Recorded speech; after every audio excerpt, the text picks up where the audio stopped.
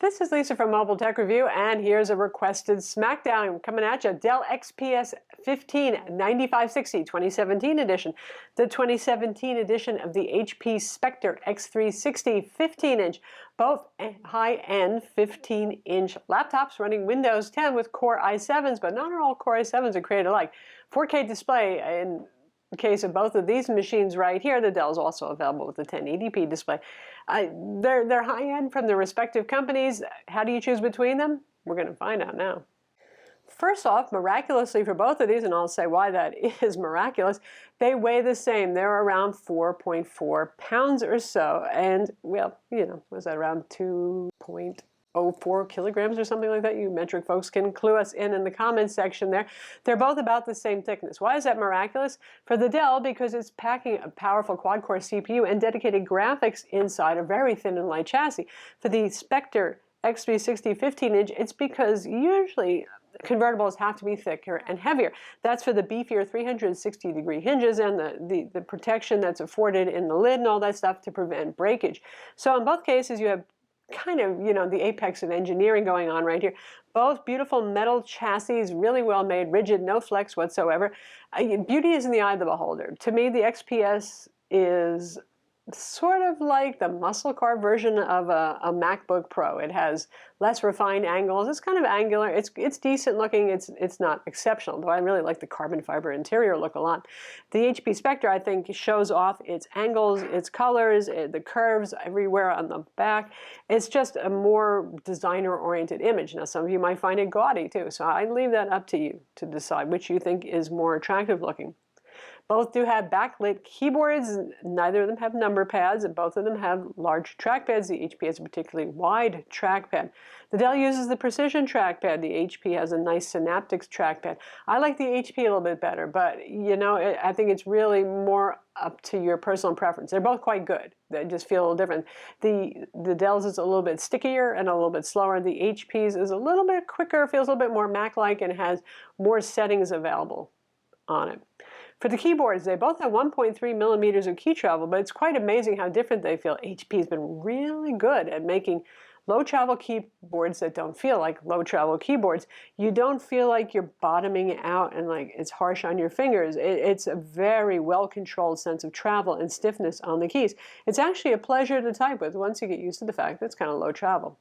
The Dell XPS 15, those of you who've watched my reviews, you know, I find it an adequate keyboard. It is not one of my favorite keyboards, though, because it's just kind of abrupt, and it feels a little harsh when you're typing. That is what it is. Here we have a fingerprint scanner for Windows Hello Login, and the HP uses the camera for Windows Hello Login. So you've got biometrics, two different kinds, they both work. HP has their stereo Bang & Olufsen branded speakers facing up and at you, which is generally speaking a brilliant idea. And they made a big deal about their audio, and you know, it does sound pretty good. It's obviously a multimedia-oriented laptop. You're not going to get amazing bass out of either of these, though, but the HP is the winner there. Dell has its little bottom-firing speakers on the slits right here, and it's okay audio. It's adequate. It's not fantastic. It's not hideous. The HP wins on that count, though. The real important thing, though, here, the big difference for some of you, I mean, some of you just want a traditional laptop, is, and the nicest, best one you can get, regardless of other features that might be on it. The XPS 15 is just a laptop. It doesn't convert. It doesn't do anything. This is as far back as the screen goes. There it is. Yes, it has a touchscreen if you get the 4K option only, not with the 1080p, but there's no active pen support. That has to be built into the display, so you can't add it afterwards. The HP is a convertible, so it goes flat, it goes tablet, all this sort of thing. It has the pen. For those of you who are interested in note-taking or artwork, it's wonderful. It's exceptional. There are very few things that have this big a display and an active pen. This happens to be an N-Trig pen here. So it depends on what you want to do with it. If you want to use it as a tablet, if you want to use it for reading magazines, if you want to use it for artwork, this is going to be your choice right here.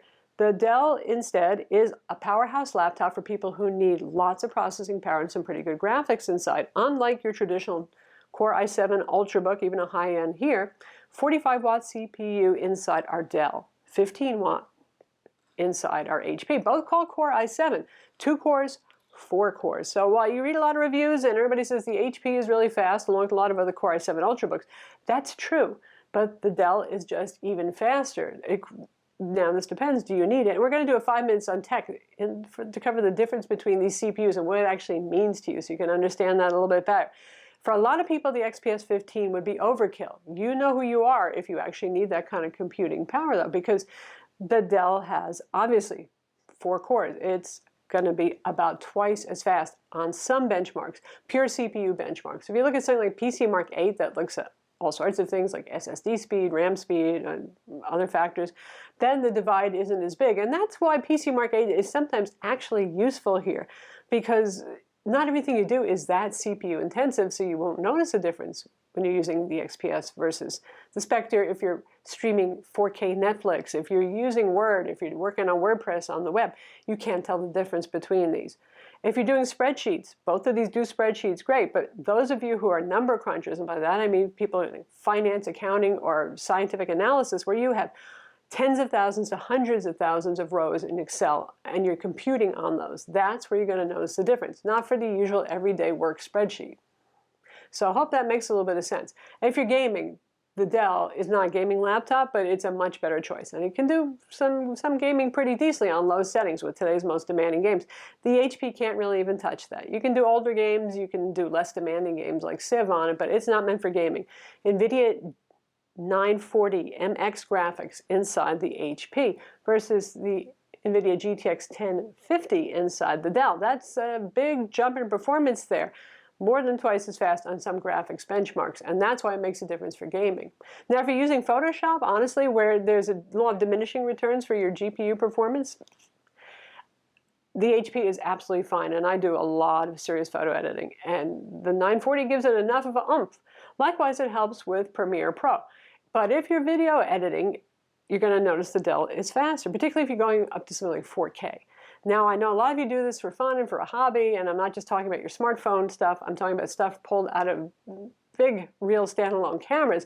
If you're doing it professionally, semi-professionally, folks like us, we make videos, we work on it 5 days a week, you're going to want the faster machine. You're going to want the XPS 15. If you're just doing it for your hobby, for your fun, for your occasional load up on your YouTube and your Facebook, the HP is more than adequate. So let's talk displays. Both are 15.6 inches. The Dell's available with a 1080p matte IPS display, same as the last generation XPS 15 for those who are familiar, or with what we have here, which is the 4K Sharp IGZO glossy touchscreen. The matte one's not touch capable.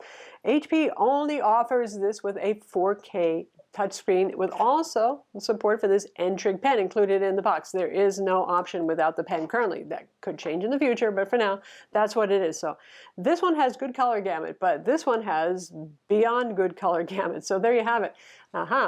Full sRGB coverage here on the HP and 75% of Adobe RGB, which is typical for high-end laptops these days and is considered very good. If you're creating content for the web, if you're doing photographs, any kind of art media, that sort of thing, sRGB is the standard there. That's what you need. That's what you're going to have to run any laptop at or calibrate it to when you're outputting for the web. But right here, we have more than sRGB coverage. We have 99% of Adobe RGB coverage, which is a wider color gamut. That's used for print. For those of you who output product for print, magazines, you remember those? They still do kind of exist. Stuff like that, posters, billboards, all that sort of thing. This one would be the better choice.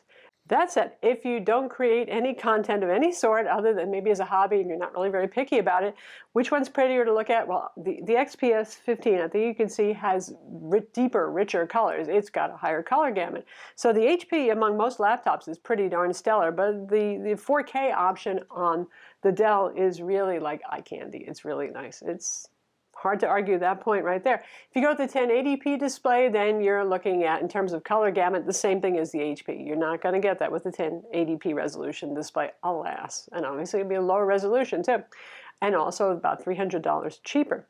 Now in terms of brightness, we measured 323 nits for the HP versus 305 nits for the Dell. Contrast ratio, 680 to 1 on the Dell, 740 to 1 on the HP, due to also, besides a little bit higher brightness, a little bit lower black level, 0.41 for the HP versus 0.45.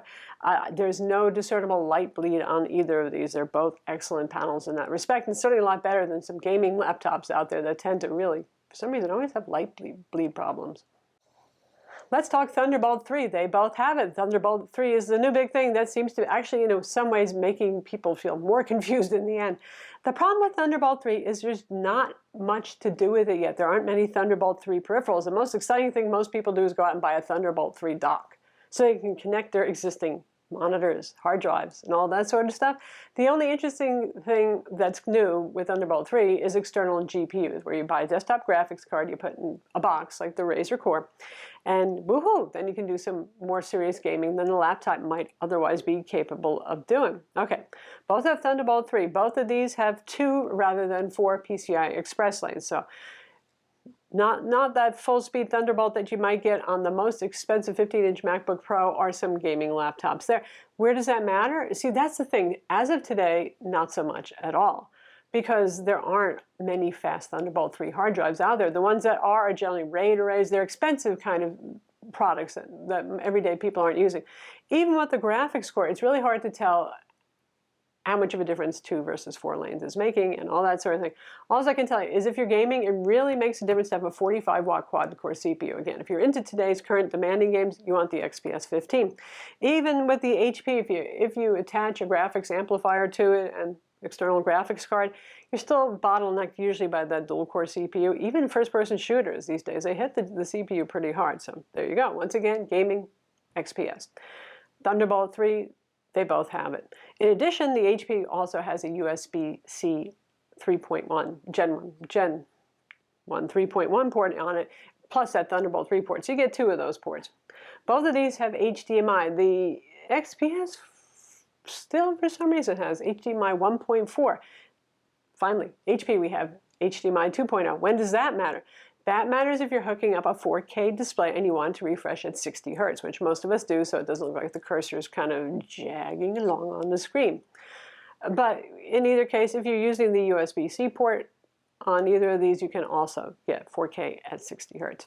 Thunderbolt 3 is going to work at 4K, 60 Hertz, whether it has 2 lanes or 4 lanes, so don't worry about that. Both of these have 16 gigs of RAM from the factory. Now you can get both of them with 8 gigs of RAM as well if you want. HP doesn't ship it with 32 gigs. I'm not sure that Dell is even offering that high-end configuration yet. Both of them do have 2 RAM slots though, so 32 gigs of DDR4 RAM is the theoretical max. They're the same on that. They both have M2 PCIe NVMe SSDs. Unless you go with the cheapest Dell. The $999 Dell has a hard drive only, no SSD at all. So there's that. What does that mean if you're doing the SSD route? Well, they're both very fast. The HP surprisingly actually benchmarked a bit faster than the Dell did on our Crystal DiskMark tests. We have the Light-On brand SSD. Dell's using at least 3 different brands of SSDs with both of them are 512 gigs in our models. Now, our HP is $1499. It's the most commonly available version. Our Dell cost $2,024 to buy it at full retail. It's a review loaner that we have to return. There's that. That speaks to the price of options. The Dell does start at $999. It's a configuration nobody really wants if they're going for a powerhouse, which is what the XPS is, though. And you're looking at nice configuration that is about equal to the HP in terms of the amount of RAM, the SSD, the resolution. The $1499 HP is equal to about the $18 to $2,000 Dell. So the Dell is going to cost you more money. Again, you're paying for that CPU and that GPU performance, so make sure you need it if you're paying for it. Battery life. This one's going to be very variable because the Dell's available with 2 different batteries, 56 watt hour or 97 watt hour. Depends on whether you get a hard drive installed, because the hard drive takes up space, takes away from the battery. Also, the Dell, being that it is a higher consumption CPU, 45 watt, plus the higher end dedicated graphics, needs more power. They always have bigger batteries in machines with quad-core CPUs and dedicated graphics at this level. The HP has a 79 watt hour battery, which is huge for a 15 watt Ultrabook, even with the 940 MX graphics. So who has better battery life? Aha! And again, with the Dell, it's going to vary. If you get the 1080p display, you're going to get better battery life versus the 4K, like several hours different. So there's no exact correspondence. I can tell you between our 2 models right here that we have, 4K display, big battery inside, 97 watt hour on the Dell, and our HP Spectre X360 here, the HP does last longer on a charge. It's not surprising. It requires less. If you're doing something like Word, streaming Netflix, that simple kind of stuff, hitting the web, 8 to 10 hours on the Dell with the 4K display, and about at least 10 hours and plus on the HP. And if you're doing something a little bit more moderately demanding, like Photoshop, honestly, I love to digitally draw and paint, so I can spend hours on this doing Photoshop. It doesn't really hit the battery much more. I can do 9 to 10 hours with Photoshop, whereas with the Dell, you're going to drop down to around 7 to 8 hours if you're doing Photoshop, because that's a more demanding task. So battery life, yes, HP wins. General quietness and coolness, the HP wins because it has a lower powered CPU. The only time the HP gets hot is if you're doing something really demanding, like when I was playing Civ 6. And then the bottom would get really darn hot. Otherwise, you don't really hear the fan. Stays cool to the touch, not above human body temperature. The Dell is always warm. The fan usually won't come on if you're just doing everyday productivity work, but if you're cranking up Photoshop and stuff like that, you'll hear the fan, not loud. So, I mean, that's the price you pay for something that has a lot more processing power. So there you have it. Smackdown's there. Obviously, these are very different machines, yet very, very similar machines. It's that kind of canoodle, isn't it? So you've got two 15-inch machines that are considered quite powerful, high-end, beautiful thin and light metal designs, but one is a convertible. One works with a pen. Different kind of versatility, different kind of appeal there, obviously. The other one is a traditional laptop, all day, all night. It doesn't do any tricks. You can't use a pen with it beyond a capacitive stylus like that for the iPhone. Blee. So not the one for a pen, obviously. Not all of you need a pen. How much horsepower do you need? You know, I mean, the Dell XPS 50 is for the folks who really have seriously high-end computing needs, and also for those who want to do some light gaming, because you get that GTX 1050 inside. The HP is not really much of a gamer. You can play Civ on it, you know, and Bioshock Infinite is going to play, but it's not for Overwatch and things like that, really. It's for your everyday getting work done, ultrabook kind of person. It's awesome for art, obviously. There you have it. I'm Lisa from Mobile Tech Review. Be sure to subscribe to our YouTube channel for more cool tech videos, and thumbs up if you like this vid.